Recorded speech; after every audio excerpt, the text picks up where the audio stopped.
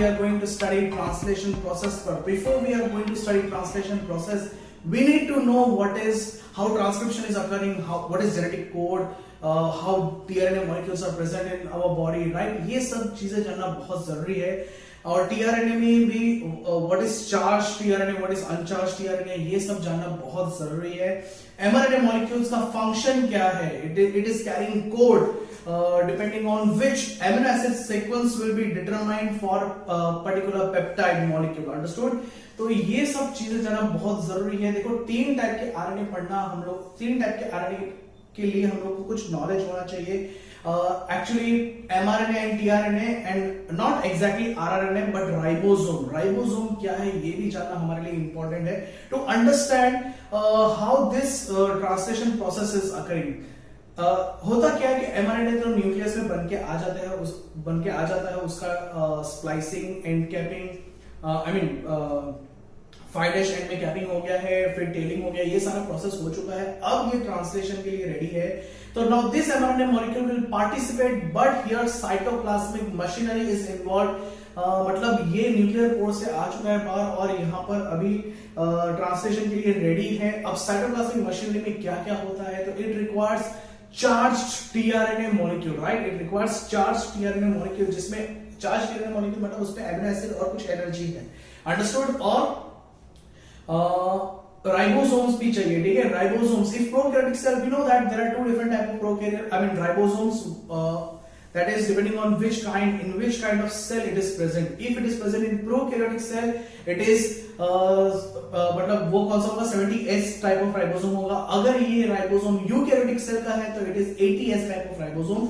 और राइबोसोम के दो सब यूनिट होते हैं. प्रोकैरियोटिक में it is 50S and 30S. Larger सब यूनिट 50S, स्मॉलर सब यूनिट 30S. और यूकैरियोटिक सेल में लार्जर सब यूनिट 60S, स्मॉलर सब यूनिट 40S. तो ऐसे दो टाइप के राइबोसोम होते हैं, दोनों के दो सब यूनिट्स होते हैं.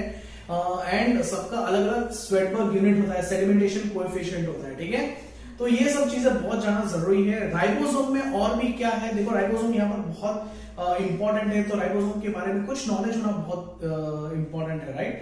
तो चलो, बहुत इंपॉर्टेंट बहुत हो गया. राइबोसोम में और भी क्या होता है?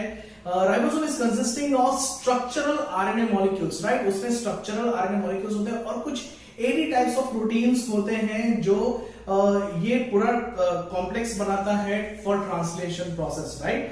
और इसमें 3 साइट्स होते हैं. It is containing of 3 sites, right? APE, आप A करके जान लो. ठीक है, A, isn't it? तो A फॉर A ऐसा साइट है जिसको एमिनो एसिड साइट बोलते हैं, right? A stands for amino acid site. Understood? P stands for peptidyl site. P stands for peptidyl site.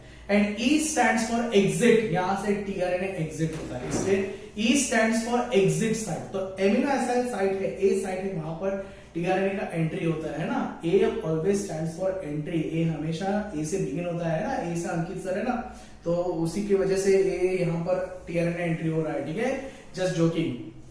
तो A साइड पे tRNA एंटर होता है और E साइड से tRNA बाहर निकल जाते हैं. Understood? So this is how. तो ये सब के बारे में हम लोग आगे पढ़ते हैं. ठीक है, तो राइबोसोम में ये 3 साइट होते हैं, A, P and E. Amino acid, peptidyl and exit. Understood? ये जानना इंपॉर्टेंट है. 2 सब यूनिट होते हैं और किससे बना हुआ है? RNA molecules and proteins. It is a complex made up of proteins and RNA molecules, right? तो ये सब चीज हम लोग चलो जान चुके हैं. मतलब हम लोग के पास अब सब कुछ रेडी है कि कैसे ट्रांसलेशन आगे करेंगे, राइट? अब देखो, और एक चीज जानना बहुत जरूरी है कि how tRNA molecules get charged. कैसे tRNA मॉलिक्यूल्स चार्ज्ड होते हैं. ठीक है, तो सबसे पहला रिएक्शन होता है एमिनो एसिड का एटीपी के साथ और एंजाइम के साथ. कौन सा enzyme? tRNA synthetase. It is not tRNA. It is not tRNA. Enzyme is called tRNA synthetase. Understood? Amino acid, ATP and tRNA synthetase. ये 3 चीजों का रिएक्शन होगा. Enzyme tRNA synthetase. ठीक है, तो क्या बनेगा? Amino acid AMP enzyme complex. Amino acid AMP enzyme complex. ठीक है, ये कॉम्प्लेक्स बनेगा. Then this complex will react with tRNA molecule. Understood? It will react with tRNA molecule. तो जब ये tRNA molecules के साथ react करेगा तो क्या होगा? AMP and this enzyme will get separated. Understood? AMP और enzyme सेपरेट हो जाएगा. अंडरस्टूड? और बनेगा tRNA amino acid complex, tRNA amino acid complex. तो यही टीआरएनए को बोलेंगे हम लोग चार्ज टीआरएनए। क्यों? क्योंकि देखो जब एमिनो एसिड में रिएक्शन हुआ था, एमिनो एसिड का एटीपी के साथ रिएक्शन हुआ था, तो एटीपी से एडीपी नहीं बना, ट्राइफॉस्फेट से डाइफॉस्फेट नहीं बना, सीधा मोनोफॉस्फेट बन गया। मतलब 2 फॉस्फेट निकल के इतनी सारी एनर्जी एमिनो एसिड एएमपी वाले कॉम्प्लेक्स में आ गई थी, और फिर यही एमिनो एसिड टीआरएनए के साथ बाइंड हो गया, एएमपी को छोड़ दिया। अंडरस्टूड? तो ये सारी एनर्जी, इतनी सारी एनर्जी अब कहां पर है? टीआरएनए एमिनो एसिड कॉम्प्लेक्स में है। इन शॉर्ट चार्ज्ड टीआरएनए में ये सारी एनर्जी है। Understood? That's what it is called, इसीलिए तो इसको चार्ज टीआरएनए बोलते हैं। ठीक है, तो चलो ये टीआरएनए, चार्ज टीआरएनए भी रेडी हो गया है, मतलब everything is ready now. So let's begin translation process. देखो यहां पर और एक चीज मैं बोल देता हूं ट्रांसलेशन शुरू करने से पहले।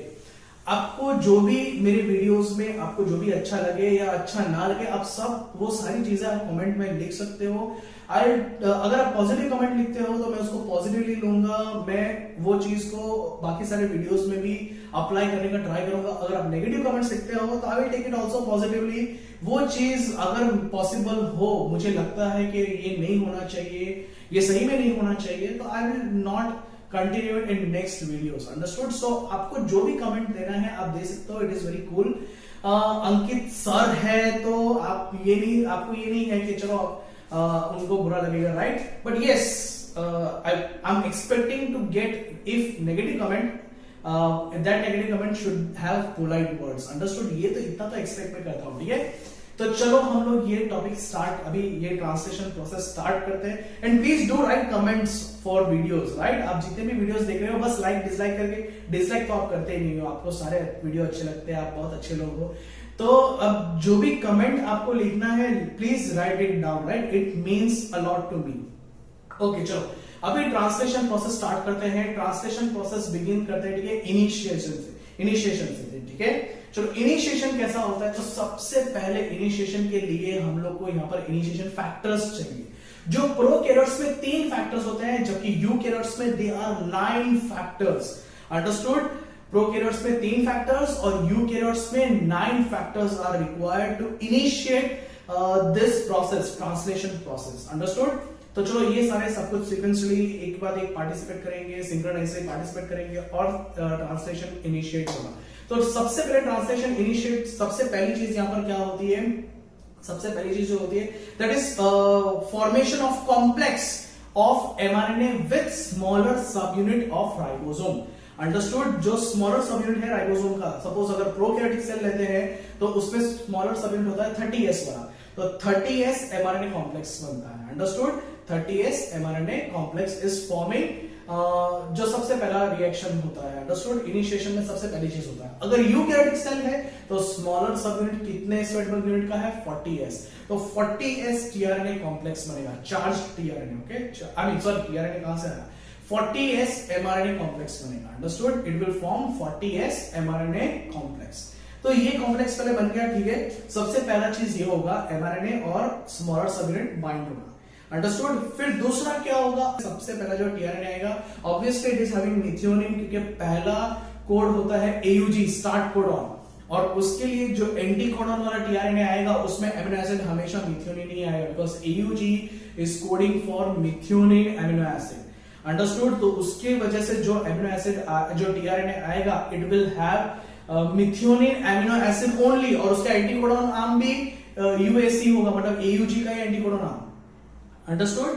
तो टीआरएनए भी ऐसा होता है, जो एंटी कोडॉन होता है ना, उसके हिसाब से एमिनो एसिड उस पे बाइंड होता है। ठीक है, कोई भी एमिनो एसिड आके बाइंड हो गया ऐसा नहीं है। अंडरस्टूड?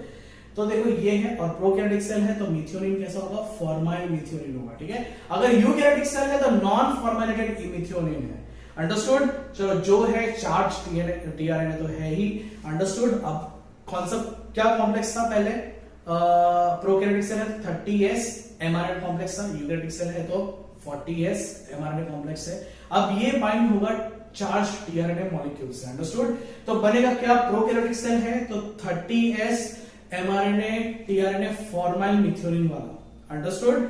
यूकैरियोटिक सेल है तो 40S mRNA charge tRNA molecule. Understood? जिसमें मिथियोनिन एमिनो एसिड है, तो ये कॉम्प्लेक्स फॉर्म होगा। Understood? Again for addition of tRNA there is मतलब ये मॉलिक्यूल भी एनर्जी एक्सपेंसिव मॉलिक्यूल है, एनर्जी एक्सपेंडिंग मॉलिक्यूल है, मतलब यहाँ पर जीटीपी यूज होता है। Understood, 1 GTP molecule is used in this kind of reaction. तो यहाँ पर एक जीटीपी मॉलिक्यूल यूज होता है जिसके वजह से और एक थोड़ा सा एनर्जी यहाँ पर मिल जाता है, ठीक है। और टीआरएनए mRNA 40s या mRNA 30s से बाइंड होता है depending on whether the cell is prokaryotic or eukaryotic. Understood. तो देखो अब यहाँ पर टीआरएनए का बाइंडिंग भी कहां पर होगा, राइबोसोम का स्मॉल सब यूनिट है, फिर वहां पर एमआरएनए बाइंड हो चुका है, एमआरएनए में एयूजी कोडॉन जहां पर आया वहां पर टीआरएनए यूएससी एंटी कोडॉन लेके आएगा। अब ये यूएससी और एयूजी आप फिगर में देख पा रहे हो, अभी ये यूएससी और एयूजी एक दूसरे के साथ बाइंड होगा। अंडरस्टूड, एनिमेशन में, सॉरी नॉट फिगर, बाइंड होगा। तो यहां पर बाइंड होगा। हाँ, और एक चीज मैं बता दूं आपको, ये एनिमेशन जो आप देख रहे हो this animation is not made by me. यहां पर मैंने आपको समझाने के लिए थोड़ा एनिमेशन डाल दिया है, बट दिस एनिमेशन, ये एनिमेशन अगर आपको पूरा देखना है तो लिंक मैंने नीचे डिस्क्रिप्शन में दिया है, ठीक है। You can see whole animation. This animation is made by Tata McGraw Hill like DNA replication. Understood.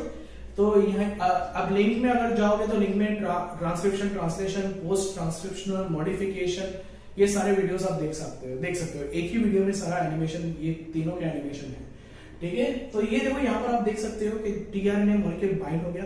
फिर जब लार्जर सब यूनिट भी आके बाइंड हो रहा है तो पूरा राइबोसोम रेडी हो गया। अब उसमें 3 साइट है, ए पी ई, है ना, ए।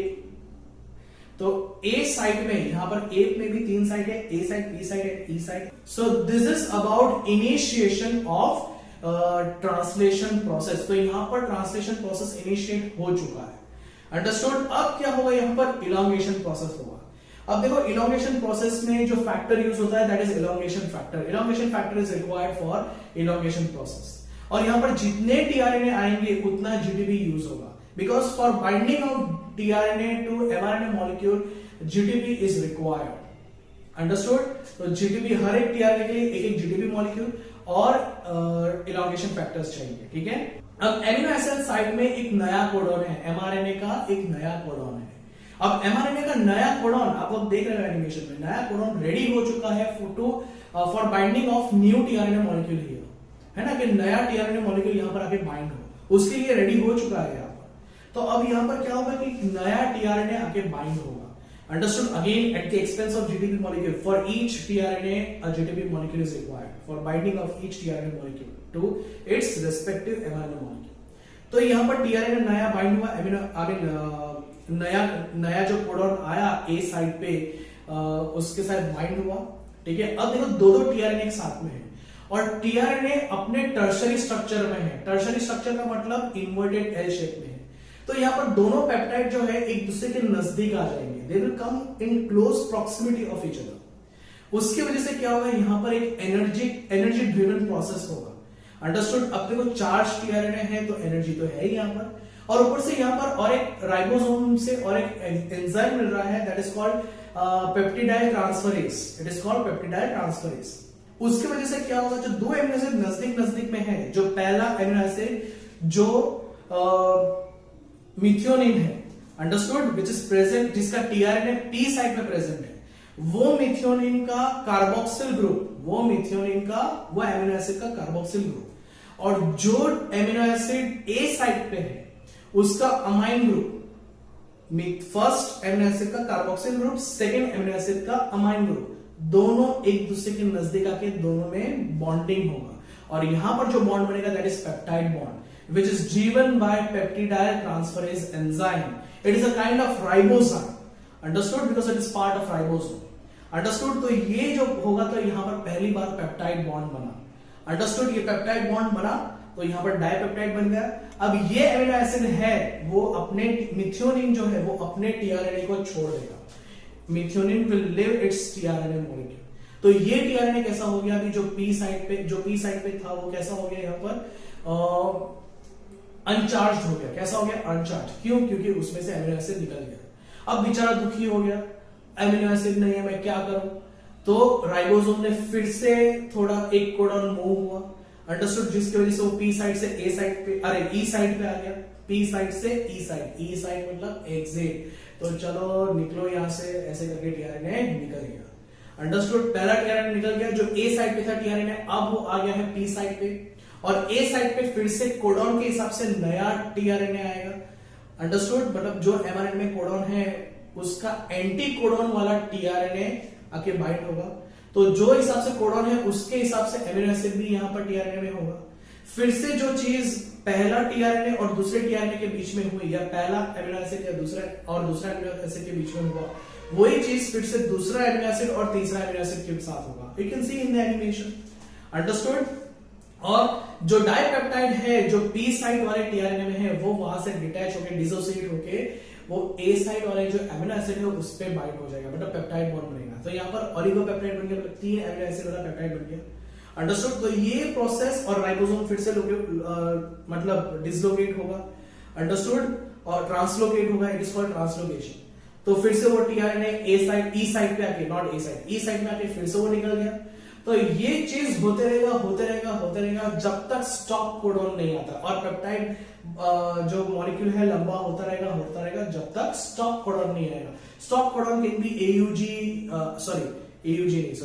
Start codon. Stop codon can be UAA, UAG and UGA। जब तक ये कोडॉन नहीं आएंगे तब तक ये चालू रहेगा। Understood? And elongation factors are required in each tRNA molecule. For binding of each tRNA molecule, GTP molecule is required. Understood? तो ये ऐसे elongation process होता है। तो देखो यहाँ पर हम लोग ने most of the things we have seen here. Understood? और एक चीज हम लोग यहाँ पर देख लेते हैं, देखो कि this whole coding region is flanked by start codon and stop codon. Start होता है स्टार्ट कोडॉन से जो AUG है, फिर बहुत सारे 3 के ट्रिपलेट कोडॉन्स आएंगे और लास्ट में स्टॉप कोडॉन आएगा। Understood? Stop codon can be UAA, UAG और UGA, एनी ऑफ दिस। और ऐसा नहीं है कि एमआरएनए, तो पेप्टाइड में ऐसा होगा, लेकिन ये जरूरी नहीं है कि हर एक एमआरएनए मॉलिक्यूल AUG से स्टार्ट हो रहा है और स्टॉप कोडॉन पे खत्म हो रहा है। Before AUG there is a sequence of nucleotide and after stop codon there is a sequence of nucleotide. तो दोनों ही जगह पर सीक्वेंस है न्यूक्लियोटाइड्स का, कुछ न्यूक्लियोटाइड्स का दोनों ही जगह पर सीक्वेंस है। And these are not translated, this regions are not translated, that's why these regions are called untranslated regions, UTR, they are called untranslated regions। And ऐसा नहीं कि इनका कोई इंपॉर्टेंस नहीं है, इनका कोई सिग्निफिकेंस नहीं है, they are required for efficient translation process. Translation process अच्छे से हो इसलिए यूटीआर्स का होना जरूरी है। Understood? So this is about elongation. ये हम लोग ने देख लिया कि इलॉन्गेशन कैसा होता है। अब हम लोग देखेंगे last process, that how termination is occurring over here.